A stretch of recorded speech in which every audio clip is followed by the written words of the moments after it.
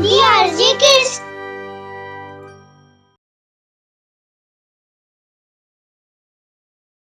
ਕਹਾਣੀ ਜਾਦੂਈ ਪਲੇਟ। ਕਰਨ ਬੜਾ ਹੀ ਪਿਆਰਾ ਤੇ ਮਾਸੂਮ ਬੱਚਾ ਸੀ। ਹਮੇਸ਼ਾ ਵੱਡਿਆਂ ਦਾ ਆਦਰ ਕਰਦਾ ਸੀ ਤੇ ਦੂਜਿਆਂ ਦੀ ਮਦਦ ਕਰਦਾ ਸੀ। ਪਰ ਕਰਨ ਦੇ ਮਾਤਾ-ਪਿਤਾ 2 ਸਾਲ ਪਹਿਲਾਂ ਹੀ ਚੱਲ ਵਸੇ ਸਨ। ਉਦੋਂ ਹੀ ਉਹ ਆਪਣੀ ਨਾਨੀ ਦੇ ਨਾਲ ਰਹਿੰਦਾ ਸੀ। ਕਰਨ ਦੀ ਨਾਨੀ ਬੜੀ ਬੁੱਢੀ ਹੋ ਗਈ ਸੀ ਤੇ ਘਰ ਦਾ ਕੰਮ ਕਦੀ-ਕਦੀ ਕਰਨ ਨੂੰ ਵੀ ਕਰਨਾ ਪੈਂਦਾ ਸੀ। ਕਰਨ ਨੂੰ ਖਾਣਾ ਬਣਾਉਣਾ ਬਿਲਕੁਲ ਨਹੀਂ ਆਉਂਦਾ ਸੀ, ਪਰ ਉਹ ਮਾੜਾ ਮੋਟਾ ਆਪਣੇ ਲਈ ਤੇ ਆਪਣੇ ਨਾਨੀ ਦੇ ਲਈ ਖਾਣਾ ਬਣਾਉਂਦਾ ਸੀ। ਕਦੀ-ਕਦੀ ਉਹਨਾਂ ਨੂੰ ਉਹਨਾਂ ਦੇ ਆਂਢੀ ਗਵਾਂਢੀ ਆ ਕੇ ਖਾਣਾ ਦੇ ਦਿੰਦੇ ਸੀ।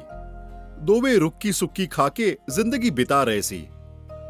ਕਰਨ ਅਜੇ ਸਿਰਫ 10 ਸਾਲ ਦਾ ਹੀ ਸੀ, ਪਰ ਬਾਕੀ ਬੱਚਿਆਂ ਦੀ ਤਰ੍ਹਾਂ ਉਹ ਬਿਲਕੁਲ ਸ਼ਰਾਰਤੀ ਨਹੀਂ ਸੀ।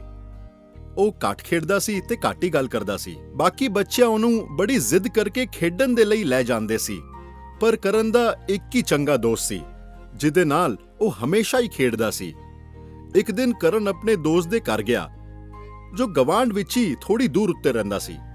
ਖੇਡਦੇ ਖੇਡਦੇ ਦੁਪਹਿਰ ਦੇ ਖਾਣੇ ਦਾ ਵੇਲ ਹੋ ਗਿਆ ਸੀ ਤੇ ਉਸ ਦੀ ਦੋਸਤ ਦੀ ਮੰਮੀ ਨੇ ਉਹਨੂੰ ਆਉਣ ਖਾਣ ਦੇ ਲਈ ਬੁਲਾ ਲਿਆ। ਕਰਨ ਦੇ ਜਦੋਂ ਖਾਣੇ ਦੀ ਮੇਜ਼ ਵੇਖੀ ਤੇ ਉੱਥੇ ਉਹਦੀ ਮੰਮੀ ਨੇ ਬੜੇ ਸਵਾਦ ਖਾਣੇ ਰੱਖੇ ਸੀ ਤੇ ਤਰ੍ਹਾਂ ਦੀ ਮਿਠਾਈਆਂ ਵੀ ਰੱਖੇ ਸੀ। ਕਰਨ ਨੇ ਬੜੇ ਮਜ਼ੇ ਨਾਲ ਲੈ ਕੇ ਖਾਣਾ ਖਾਧਾ ਤੇ ਬਹੁਤ ਸਾਰੀਆਂ ਮਿਠਾਈ ਵੀ ਖਾਧੀ। ਬੜੇ ਦਿਨਾਂ ਬਾਅਦ ਇੰਨਾ ਮਜ਼ੇਦਾਰ ਖਾਣਾ ਖਾ ਕੇ ਕਰਨ ਬੜਾ ਹੀ ਖੁਸ਼ ਹੋ ਗਿਆ। ਸ਼ਾਮ ਢਲ ਰਹੀ ਸੀ ਤੇ ਕਰਨ ਆਪਣੇ ਘਰ ਦੇ ਰਾਸਤੇ ਤੁਰ ਪਿਆ। ਚਲਦੇ ਚਲਦੇ ਉਹ ਇੱਕ ਦਰਖਤ ਦੇ ਹੇਠੋਂ ਦੀ ਲੰਘਦਾ ਪਿਆ ਸੀ। ਉੱਥੋਂ ਇਹ ਸੋਚਣ ਲੱਗ ਗਿਆ ਕਿ ਹੁਣ ਘਰ ਜਾ ਕੇ ਰਾਤ ਦਾ ਖਾਣਾ ਤੇ ਮੈਨੂੰ ਹੀ ਬਣਾਉਣਾ ਪਊਗਾ। ਫਿਰ ਉਹਨੂੰ ਉਹਦੀ ਮਾਂ ਦੀ ਯਾਦ ਆਉਣ ਲੱਗੀ। ਕਾਸ਼ ਅੱਜ ਮਾਂ ਹੁੰਦੀ ਤਾਂ ਉਹ ਵੀ ਰੋਜ਼-ਰੋਜ਼ ਨਵੇਂ-ਨਵੇਂ ਖਾਣੇ ਬਣਾਉਂਦੀ, ਮੈਨੂੰ ਵੀ ਸਵਾਦ ਖਾਣਾ ਖਾਣ ਨੂੰ ਮਿਲਦਾ। ਇਹ ਕਹਿ ਕੇ ਕਰਨ ਉਦਾਸ ਹੋ ਗਿਆ ਤੇ ਜਿਸ ਦਰਖਤ ਦੇ ਹੇਠੋਂ ਦੀ ਉਹ ਲੰਘਦਾ ਪਿਆ ਸੀ, ਉਹਦੇ ਉੱਤੇ ਇੱਕ ਪਰੀ ਬੈਠੀ ਸੀ। ਇਸ ਮਾਸੂਮ ਬੱਚੇ ਦੀ ਗੱਲ ਸੁਣ ਕੇ ਪਰੀ ਨੂੰ ਬੜਾ ਬੁਰਾ ਲੱਗਿਆ ਤੇ ਉਹਨੂੰ ਕਰਨ ਉੱਤੇ ਬੜਾ ਹੀ ਤਰਸ ਆਇਆ। ਉਹ ਉੱਤੋਂ ਉੱਡਦੇ ਹੋਏ ਦਰਖਤ ਤੋਂ ਹੇਠਾਂ ਉਤਰੀ ਤੇ ਇੱਕ ਬੁੱਢੀ ਦਾ ਰੂਪ ਲੈ ਕੇ ਕਰਨ ਦੇ ਸਾਹਮਣੇ ਆ ਕੇ ਖੜੀ ਹੋ ਗਈ। ਉਹਨੂੰ ਅਚਾਨਕ ਆਪਣੇ ਸਾਹਮਣੇ ਵੇਖ ਕੇ ਕਰਨ ਥੋੜਾ ਜਿਹਾ ਡਰ ਗਿਆ। ਪਰੀ ਨੇ ਕਰਨ ਦੇ ਹੱਥ ਫੜਿਆ ਤੇ ਉਹਦੇ ਹੱਥ ਵਿੱਚ ਇੱਕ ਪਲੇਟ ਫੜਾ ਦਿੱਤੀ। ਕਰਨ ਨੂੰ ਕੁਝ ਸਮਝ ਨਹੀਂ ਆਇਆ ਤੇ ਉਹਨੇ ਹੈਰਾਨੀ ਨਾਲ ਆਪਣੇ ਸਾਹਮਣੇ ਖੜੀ ਹੋਈ ਬੁੱਢੀ ਨੂੰ ਸਵਾਲ ਪੁੱਛਿਆ, ਤੁਸੀਂ ਕੌਣ ਹੋ ਤੇ ਇਹ ਪਲੇਟ ਕਿਉਂ ਦਿੱਤੀ? ਕੀ ਤੁਹਾਨੂੰ ਕੋਈ ਮਦਦ ਚਾਹੀਦੀ ਹੈ? ਹਾਂ ਬੇਟਾ, ਮੈਂ ਬੜੀ ਬਿਮਾਰ ਹਾਂ, ਬਹੁਤ ਭੁੱਖੀ ਹਾਂ। ਤੂੰ ਮੈਨੂੰ ਕੁਝ ਖਵਾ ਦੇਗਾ ਤੇ ਮੈਂ ਬਦਲੇ ਵਿੱਚ ਤੈਨੂੰ ਇਨਾਮ ਦੇਵਾਂਗੀ। ਕਰਨ ਨੂੰ ਬੁੱਢੀ ਦੀ ਹਾਲਤ ਵੇਖ ਕੇ ਉਹਦੇ ਕੋਲੋਂ ਇਨਾਮ ਦੀ ਤੇ ਕੋਈ ਉਮੀਦ ਹੀ ਨਹੀਂ ਸੀ, ਪਰ ਕਰਨ ਬੁੱਢੀ ਦੀ ਮਦਦ ਕਰਨ ਦੇ ਲਈ ਤਿਆਰ ਹੋ ਗਿਆ। ਮੇਰੇ ਘਰ ਵੀ ਮੇਰੀ ਨਾਨੀ ਰਹਿੰਦੀ ਹੈ, ਮੈਂ ਉਹਦੇ ਲਈ ਖਾਣਾ ਬਣਾਉਂਦਾ ਤੇ ਤੁਸੀਂ ਮੇਰੇ ਨਾਲ ਚੱਲਿਓ, ਤੁਸੀਂ ਵੀ ਸਾਡੇ ਨਾਲ ਖਾਣਾ ਖਾ ਲਿਓ। ਬੁੱਢੀ ਕਰਨ ਦੇ ਨਾਲ ਉਹਦੇ ਘਰ ਜਾਂਦੀ ਹੈ ਤੇ ਕਰਨ ਹੁਣ ਖਾਣਾ ਬਣਾਉਣ ਲੱਗਦਾ ਹੈ। ਬੁੱਢੀ ਕਰਨ ਦੀ ਨਾਨੀ ਨਾਲ ਗੱਲ ਕਰਦੀ ਹੈ ਤੇ ਉਹਦੀ ਨਾਨੀ ਕਰਨ ਦੀ ਸਾਰੀ ਕਹਾਣੀ ਬੁੱਢੀ ਨੂੰ ਦੱਸ ਦਿੰਦੀ ਹੈ। ਕਰਨ ਬੁੱਢੀ ਨੂੰ ਉਹਦੀ ਦਿੱਤੀ ਹੋਈ ਪਲੇਟ ਵਿੱਚ ਖਾਣਾ ਲਿਆ ਕੇ ਦੇ ਦਿੰਦਾ ਹੈ। ਫਿਰ ਸਾਰੇ ਇਕੱਠੇ ਬਹਿ ਕੇ ਖਾਣਾ ਖਾਂਦੇ ਨੇ। ਖਾਣਾ ਬਿਲਕੁਲ ਚੰਗਾ ਨਹੀਂ ਬਣਿਆ ਹੋਇਆ, ਫਿਰ ਵੀ ਸਾਰਾ ਖਾਣਾ ਖਾ ਲੈਂਦੇ ਨੇ। ਖਾਣਾ ਖਾ ਕੇ ਬੁੱਢੀ ਕਰਨ ਦੀ ਮਾਸੂਮੀਅਤ ਦੇਖਦੀ ਹੈ ਤੇ ਉਹ ਖੁਸ਼ ਹੋ ਜਾਂਦੀ ਹੈ ਤਾਂ ਇੱਕਦਮ ਪਰੀ ਬਣ ਜਾਂਦੀ ਹੈ। ਅਚਾਨਕ ਆਪਣੇ ਸਾਹਮਣੇ ਇੱਕ ਪਰੀ ਵੇਖ ਕੇ ਕਰਨ ਤੇ ਉਸਦੀ ਨਾਨੀ ਖੁਸ਼ ਹੋ ਜਾਂਦੇ ਨੇ। ਕਰਨ ਬੇਟਾ, ਤੂੰ ਮੇਰੀ ਮਦਦ ਕਰਕੇ ਇਹ ਸਾਬਿਤ ਕਰ ਦਿੱਤਾ ਹੈ ਕਿ ਤੂੰ ਕਿੰਨਾ ਚੰਗਾ ਤੇ ਨੇਕ ਦਿਲ ਮੁੰਡਾ ਹੈ। ਤੂੰ ਆਪਣਾ ਕੰਮ ਆਪ ਕਰਦਾ ਹੈ ਤੇ ਦੂਜਿਆਂ ਦੀ ਵੀ ਮਦਦ ਕਰਦਾ ਹੈ। ਇਸ ਲਈ ਮੇਰੇ ਕੋਲ ਤੇਰੇ ਲਈ ਇੱਕ ਇਨਾਮ ਹੈ। ਇਹ ਜਿਹੜੀ ਪਲੇਟ ਵਿੱਚ ਤੂੰ ਮੈਨੂੰ ਖਾਣਾ ਦਿੱਤਾ ਸੀ ਨਾ, ਉਹ ਕੋਈ ਆਮ ਪਲੇਟ ਨਹੀਂ ਹੈ, ਉਹ ਇੱਕ ਜਾਦੂਈ ਪਲੇਟ ਹੈ। ਕੀ? ਇੱਕ ਜਾਦੂਈ ਪਲੇਟ? ਅਤੇ ਅੱਜ ਤੋਂ ਇਹ ਪਲੇਟ ਤੇਰੀ ਹੋਈ। ਤੇਰਾ ਜਦੋਂ ਵੀ ਕੁਝ ਖਾਣ ਦਾ ਮਨ ਕਰੇਗਾ, ਇਸ ਪਲੇਟ ਦੇ ਸਾਹਮਣੇ ਅੱਖਾਂ ਬੰਦ ਕਰਕੇ ਉਸ ਚੀਜ਼ ਦਾ ਨਾਂ ਲਵੀਂ। ਅੱਖਾਂ ਖੁੱਲਣ ਤੇ ਪਲੇਟ ਉਸ ਖਾਣੇ ਨਾਲ ਭਰ ਜਾਵੇਗੀ। ਤੂੰ ਇਹਦੇ ਕੋਲੋਂ ਜਿੰਨਾ ਦਿਲ ਕਰੇ ਓਨਾ ਮੰਗ ਸਕਦਾ ਹੈ। ਇਹ ਸੁਣ ਕੇ ਕਰਨ ਤੇ ਉਹਦੀ ਨਾਨੀ ਬੜਾ ਹੀ ਖੁਸ਼ ਹੋ ਜਾਂਦੇ ਨੇ। ਪਰ 3 ਗੱਲਾਂ ਯਾਦ ਰੱਖੀਂ। ਪਹਿਲੀ, ਇਹ ਪਲੇਟ ਸਿਰਫ ਤੇਰੀ ਗੱਲ ਸੁਣੇਗੀ। ਦੂਜੀ, ਇੱਛਾ ਮੰਗਣ ਵੇਲੇ ਸਾਰਿਆਂ ਦੀਆਂ ਅੱਖਾਂ ਬੰਦ ਹੋਣ। ਤੇ ਤੀਜੀ, ਇਸ ਪਲੇਟ ਬਾਰੇ ਕਿਸੇ ਨੂੰ ਪਤਾ ਨਹੀਂ ਚੱਲਣਾ ਚਾਹੀਦਾ, ਨਹੀਂ ਤਾਂ ਇਹ ਪਲੇਟ ਇੱਕ ਮਾਮੂਲੀ ਪਲੇਟ ਬਣ ਜਾਏਗੀ। ਮੈਂ ਇਹ ਗੱਲ ਕਿਸੇ ਨੂੰ ਨਹੀਂ ਦੱਸਾਂਗਾ।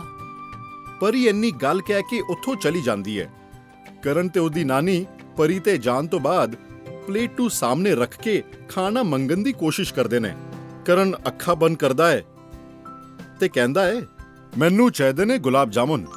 ਤੇ ਅੱਖਾਂ ਖੋਲਦੇ ਹੀ ਉਹਨਾਂ ਦੀ ਪਲੇਟ ਗੁਲਾਬ ਜਾਮੁਨ ਨਾਲ ਭਰ ਜਾਂਦੀ ਹੈ। ਜਾਦੂ ਸੱਚੀ ਕੰਮ ਕਰਦਾ ਹੈ। ਇਹ ਵੇਖ ਕੇ ਕਰਨ ਤੇ ਉਹਦੀ ਨਾਨੀ ਬੜਾ ਹੀ ਖੁਸ਼ ਹੁੰਦੇ ਨੇ ਤੇ ਢਿੱਡ ਭਰ ਕੇ ਗੁਲਾਬ ਜਾਮੁਨ ਖਾਂਦੇ ਨੇ। ਫਿਰ ਪਲੇਟ ਸੰਭਾਲ ਕੇ ਰੱਖ ਦਿੰਦੇ ਨੇ। ਹੁਣ ਕਰਨ ਦੇ ਉਹਦੀ ਨਾਨੀ ਰੋਜ਼ ਵਧੀਆ ਖਾਣਾ ਖਾਂਦੇ ਨੇ। ਜਿਹੜੀ ਵੀ ਚੀਜ਼ ਦਾ ਨਾਮ ਲੈਂਦੇ ਉਹ ਅੱਖਾਂ ਖੋਲਦੇ ਹੀ ਸਾਹਮਣੇ ਹੁੰਦੀ। ਹੁਣ ਕਰਨ ਨੂੰ ਖਾਣਾ ਬਣਾਉਣ ਦੀ ਵੀ ਲੋੜ ਨਹੀਂ ਸੀ। ਉਹ ਦੋਵੇਂ ਜਾਦੂਈ ਖਾਣਾ ਖਾ ਕੇ ਐਸ਼ ਨਾਲ ਆਪਣੀ ਜ਼ਿੰਦਗੀ ਬਿਤਾ ਰਹੇ ਸੀ ਤੇ ਕਰਨ ਕਦੀ-ਕਦੀ ਆਪਣੇ ਦੋਸਤ ਨੂੰ ਵੀ ਉਹ ਖਾਣਾ ਖਵਾਉਂਦਾ ਸੀ। ਹੁਣ ਤੇ ਜਦੋਂ ਕਦੀ ਵੀ ਕੋਈ ਗੁਆਂਢੀ ਖਾਣਾ ਦੇਣ ਆਉਂਦੇ ਸੀ ਤੇ ਦੋਵੇਂ ਉਹਨੂੰ ਮਨਾ ਕਰ ਦਿੰਦੇ ਸੀ। ਹੁਣ ਗੁਆਂਢੀ ਆਪਸ ਵਿੱਚ ਗੱਲ ਕਰਨ ਲੱਗੇ। ਲੱਗਦਾ ਹੈ ਇਹਨਾਂ ਲੋਕਾਂ ਨੂੰ ਬੜਾ ਘਮੰਡ ਹੋ ਗਿਆ ਹੈ। ਮੈਂ 2 ਵਾਰੀ ਖਾਣਾ ਭੇਜਿਆ ਇਹਨਾਂ ਦੇ ਘਰ ਵਿੱਚ, ਵਾਪਸ ਕਰ ਦਿੱਤਾ। ਹਾਂ, ਪਤਾ ਨਹੀਂ ਹੈ ਕੀ ਖਾਂਦੇ ਪਏ ਨੇ। ਦੋਵੇਂ ਮੋਟੇ ਹੋਏ ਜਾਂਦੇ ਪਏ ਨੇ। ਕਿੱਥੇ ਕੋਈ ਖਜ਼ਾਨਾ ਤੇ ਹੱਥ ਨਹੀਂ ਲੱਗਿਆ ਨਾ। ਹੁਣ ਸਾਡੀ ਮਦਦ ਦੀ ਕੋਈ ਲੋੜ ਵੀ ਨਹੀਂ ਹੈ। ਦੋਵੇਂ ਗੁਆਂਢੀ ਗੱਲਾਂ ਕਰਦੇ ਹੱਸਦੇ ਨੇ ਤੇ ਮਜ਼ਾਕ ਉਡਾਉਂਦੇ ਨੇ। 1-2 ਦਿਨ ਬਾਅਦ ਇਹੀ ਗੱਲ ਕਰਨ ਦੇ ਗੁਆਂਢ ਵਾਲੇ ਦੋਸਤ ਦੇ ਘਰ ਵੀ ਹੁੰਦੀ ਹੈ ਤੇ ਉਹਦਾ ਦੋਸਤ ਘਰ ਵਿੱਚ ਹੋ ਰਹੀਆਂ ਗੱਲਾਂ ਨੂੰ ਚੁੱਪਚਾਪ ਸੁਣਦਾ ਹੈ ਤੇ ਕਰਨ ਨੂੰ ਜਾ ਕੇ ਪੁੱਛਦਾ ਹੈ, ਕਿਉਂ ਬਈ, ਕੀ ਗੱਲ ਹੈ? ਅੱਜ ਕੱਲ ਤੈਨੂੰ ਖਾਣਾ ਬਣਾਉਂਦੇ ਨਹੀਂ ਵੇਖਿਆ। ਨਾਲੇ ਤੇਰੇ ਘਰ ਬੜੀਆਂ ਸਵਾਦ ਚੀਜ਼ਾਂ ਮਿਲਦੀਆਂ ਨੇ ਖਾਣ ਨੂੰ। ਆਖਿਰ ਗੱਲ ਕੀ ਹੈ? ਪਰ ਕਰਨ ਨੂੰ ਯਾਦ ਸੀ ਕਿ ਇਸ ਪਲੇਟ ਦਾ ਰਾਜ਼ ਉਹ ਕਿਸੇ ਨੂੰ ਨਹੀਂ ਦੱਸ ਸਕਦਾ ਸੀ, ਨਹੀਂ ਤਾਂ ਉਹ ਜਾਦੂਈ ਪਲੇਟ ਮਾਮੂਲੀ ਪਲੇਟ ਬਣ ਜਾਵੇਗੀ। ਇਹ ਸਭ ਸੋਚ ਕੇ ਕਰਨ ਆਪਣੇ ਦੋਸਤ ਨੂੰ ਕੁਝ ਵੀ ਨਹੀਂ ਕਹਿ ਪਾਉਂਦਾ। ਹੁਣ ਕਰਨ ਦੇ ਦੋਸਤ ਦੇ ਬਥੇਰੀ ਵਾਰ ਪੁੱਛਣ ਤਾਂ ਵੀ ਕਰਨ ਕਈ ਦਿਨਾਂ ਤੱਕ ਇਸ ਗੱਲ ਨੂੰ ਟਾਲੀ ਜਾ ਰਿਹਾ ਸੀ। ਉਹਦੇ ਦੋਸਤ ਨੂੰ ਸ਼ੱਕ ਹੋ ਜਾਂਦਾ ਹੈ ਕਿ ਕਰਨ ਉਹਦੇ ਕੋਲੋਂ ਕੁਝ ਤਾਂ ਲੁਕਾ ਰਿਹਾ ਹੈ ਤੇ ਹੁਣ ਉਹ ਇਸ ਗੱਲ ਦਾ ਪਤਾ ਲਗਾ ਕੇ ਹੀ ਰਹੂਗਾ। ਅਗਲੇ ਦਿਨ ਰਾਤ ਨੂੰ ਖਾਣਾ ਖਾਂਦੇ ਵੇਲੇ ਉਹਦਾ ਦੋਸਤ ਚੁੱਪ ਕਰਕੇ ਉਹਦੇ ਘਰ ਦੇ ਬਾਹਰ ਕਾਨ ਲਾ ਕੇ ਸੁਣਦਾ ਹੈ ਕਿ ਇਹ ਲੋਕ ਕੀ ਗੱਲ ਕਰਦੇ ਪਏ ਨੇ ਤੇ ਉਦੋਂ ਹੀ ਉਹਨੂੰ ਕਰਨ ਦੀ ਆਵਾਜ਼ ਆਉਂਦੀ ਹੈ, ਮੈਨੂੰ ਖਾਣੀ ਹੈ ਬਿਰਿਆਨੀ। ਉਹਦੇ ਥੋੜੀ ਹੀ ਦੇਰ ਬਾਅਦ ਫਿਰ ਆਵਾਜ਼ ਆਉਂਦੀ ਹੈ, ਮੈਂ ਖਾਣੀ ਹੈ ਰਸਮਲਾਈ। ਕਰਨ ਦੇ ਦੋਸਤ ਨੂੰ ਇਹ ਗੱਲ ਸਮਝ ਹੀ ਨਹੀਂ ਆਉਂਦੀ ਕਿ ਆਖਿਰ ਕਰਨ ਖਾਣਾ ਮੰਗਦਾ ਕਿੱਥੋਂ ਪਿਆਵੇ। ਉਹ ਉਸ ਦਿਨ ਆਪਣੇ ਘਰ ਵਾਪਸ ਚਲਾ ਜਾਂਦਾ ਹੈ, ਪਰ ਇਹ ਗੱਲ ਉਹਨੂੰ ਪੂਰੀ ਤਰ੍ਹਾਂ ਸਮਝ ਨਹੀਂ ਸੀ। ਇਹ ਪਤਾ ਲਗਾਉਣ ਦੇ ਲਈ ਉਹ ਰੋਜ਼ ਉਹਦੇ ਘਰ ਦੇ ਬਾਹਰ ਖੜਾ ਹੋ ਜਾਂਦਾ ਤੇ ਖਾਣੇ ਦੇ ਵੱਖਰੇ ਸਵਾਦ ਨਾਮ ਸੁਣ ਕੇ ਉਹਦੇ ਮੂੰਹ ਵਿੱਚ ਵੀ ਪਾਣੀ ਆਉਣ ਲੱਗਿਆ।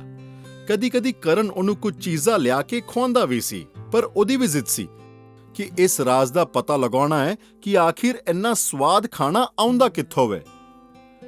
ਪਰ ਉਹਦੇ ਬਾਰ-ਬਾਰ ਪੁੱਛਣ ਤੇ ਵੀ ਕਰਨ ਉਹਨੂੰ ਸੱਚ ਨਹੀਂ ਦੱਸਦਾ ਪਿਆ ਸੀ। ਇਸ ਗੱਲ ਕਰਕੇ ਉਹਨੂੰ ਬੜਾ ਗੁੱਸਾ ਆਉਂਦਾ ਹੈ ਤੇ ਉਹ ਨਵੀਂ ਤਰਕੀਬ ਸੋਚਣ ਲੱਗਦਾ ਹੈ ਇਸ ਰਾਜ਼ ਨੂੰ ਜਾਣਨ ਦੀ। ਉਹ ਅੱਜ ਵੀ ਕਰਨ ਦੇ ਘਰ ਦੇ ਬਾਹਰ ਲੁਕ ਕੇ ਖੜਾ ਹੋ ਗਿਆ ਹੈ ਤੇ ਉਹਨੂੰ ਪਤਾ ਚੱਲਿਆ ਕਿ ਕਰਨ ਘਰ 'ਚ ਨਹੀਂ ਹੈ। ਇਹਨੂੰ ਮੌਕਾ ਮਿਲ ਗਿਆ ਤੇ ਉਹ ਘਰ ਦੇ ਅੰਦਰ ਜਾ ਕੇ ਕਰਨ ਦੀ ਨਾਨੀ ਨੂੰ ਕਹਿੰਦਾ ਹੈ, ਨਾਨੀ, ਅੱਜ ਕਰਨ ਨੂੰ ਆਉਣ 'ਚ ਥੋੜਾ ਟਾਈਮ ਲੱਗੂਗਾ ਤੇ ਉਹਨੇ ਮੈਨੂੰ ਭੇਜਿਆ ਹੈ ਤੁਹਾਨੂੰ ਖਾਣਾ ਖਵਾਉਣ ਦੇ ਲਈ।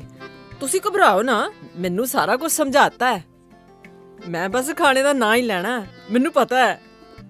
ਕਰਨ ਦੀ ਨਾਨੀ ਹੈਰਾਨ ਹੋ ਜਾਂਦੀ ਹੈ ਕਿ ਇਹ ਰਾਜ਼ ਤਾਂ ਕਿਸੇ ਨੂੰ ਨਹੀਂ ਦੱਸਣਾ ਸੀ, ਫਿਰ ਕਰਨ ਨੇ ਇਹਨੂੰ ਕਿਸ ਤਰ੍ਹਾਂ ਦੱਸ ਦਿੱਤਾ। ਉਹ ਘਬਰਾ ਕੇ ਕਹਿੰਦੀ ਹੈ, ਹੈਂ? ਪਰ ਪਲੇਟ ਤੇ ਬਸ ਕਰਨ ਦੇ ਬੋਲਣ ਤੇ ਹੀ ਖਾਣਾ ਦਿੰਦੀ ਸੀ। ਤੈਨੂੰ ਕਿਉਂ ਦੱਸ ਦਿੱਤਾ ਕਰਨ ਨੇ? ਹੁਣ ਕੀ ਹੋਊਗਾ? ਸਭ ਚੰਗਾ ਚੱਲਦਾ ਪਿਆ ਸੀ, ਇੰਨੀ ਜਿੰਨੀ ਗੱਲ ਨਹੀਂ ਲੁਕਾਈ ਗਈ ਉਹਦੇ ਕੋਲੋਂ। ਬੇਵਕੂਫ ਕਿਸੇ ਥਾਂ ਦਾ। ਇਹ ਸਭ ਬੋਲ ਕੇ ਕਰਨ ਦੀ ਨਾਨੀ ਉਹਦੇ ਦੋਸਤ ਦੇ ਸਾਹਮਣੇ ਸਾਰਾ ਰਾਜ਼ ਬੋਲ ਦਿੰਦੀ ਹੈ। ਇਹ ਗੱਲ ਸੁਣ ਕੇ ਉਹ ਪਲੇਟ ਦੇ ਵੱਲ ਚਪੜਦਾ ਹੈ। ਉਦੋਂ ਹੀ ਕਰਨ ਵੀ ਘਰ ਆ ਜਾਂਦਾ ਹੈ। ਕਰਨ ਆਪਣੇ ਦੋਸਤ ਦੇ ਹੱਥ ਵਿੱਚ ਉਹ ਪਲੇਟ ਵੇਖ ਕੇ ਹੈਰਾਨ ਹੋ ਜਾਂਦਾ ਹੈ ਤੇ ਕੋਹਣ ਦੇ ਲਈ ਅੱਗੇ ਵੱਧਦਾ ਵੇ। ਕਰਨ ਦਾ ਦੋਸਤ ਪਲੇਟ ਕੋਲੋਂ ਕਿੰਨੇ ਸਾਰੇ ਖਾਣਿਆਂ ਦਾ ਨਾਮ ਲੈ ਕੇ ਮੰਗਦਾ ਰਹਿੰਦਾ ਹੈ, ਪਰ ਉਹਨੂੰ ਕੁਝ ਨਹੀਂ ਮਿਲਦਾ। ਤਾਂ ਫਿਰ ਕਰਨ ਉਹਦੇ ਕੋਲੋਂ ਪਲੇਟ ਲੈ ਲੈਂਦਾ ਵੇ, ਪਰ ਹੁਣ ਰਾਜ਼ ਤੇ ਖੁੱਲ ਜਾਂਦਾ ਵੇ। ਫਿਰ ਕਰਨ ਹਾਰ ਮੰਨ ਕੇ ਸਾਰੀਆਂ ਗੱਲਾਂ ਆਪਣੇ ਦੋਸਤ ਨੂੰ ਦੱਸ ਦਿੰਦਾ ਹੈ ਤੇ ਉਹਦੇ ਦੋਸਤ ਨੂੰ ਆਪਣੀ ਗਲਤੀ ਦਾ ਅਹਿਸਾਸ ਹੁੰਦਾ ਹੈ। ਪਰ ਹੁਣ ਇਹ ਪਲੇਟ ਇੱਕ ਮਾਮੂਲੀ ਪਲੇਟ ਬਣ ਚੁੱਕੀ ਹੈ। ਹੁਣ ਕਰਨ ਨੂੰ ਦੁਬਾਰਾ ਖਾਣਾ ਬਣਾਉਣਾ ਪੈਂਦਾ ਵੇ ਤੇ ਉਹਦਾ ਦੋਸਤ ਕਦੀ-ਕਦੀ ਆਪਣੇ ਘਰੋਂ ਉਹਦੇ ਲਈ ਖਾਣਾ ਵੀ ਲੈ ਕੇ ਆਉਂਦਾ ਵੇ ਤੇ ਉਹਨਾਂ ਨਾਲ ਬੈਠ ਕੇ ਖਾਣਾ ਖਾਂਦਾ ਵੇ।